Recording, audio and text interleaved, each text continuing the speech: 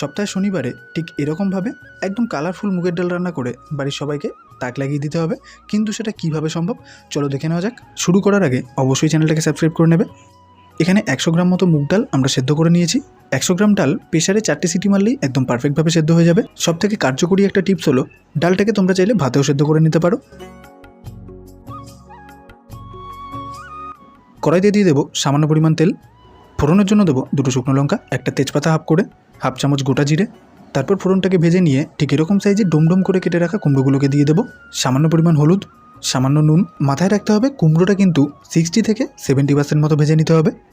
এবারে ডালটাতে বেশ ভালোভাবে কাটা দিয়ে নিতে হবে। ওভেনটাকে মিডিয়াম ফ্লেমে রেখে 4 থেকে 5 মিনিট কুমড়োটাকে ভেজে নিয়ে চেক করে দেখে নেবে। এবারে ডালটাকে দিয়ে দেবো, একদম স্বাদ মতো চিনি, সামান্য পরিমাণ হলুদ, 3টে গোটা কাঁচা লঙ্কা।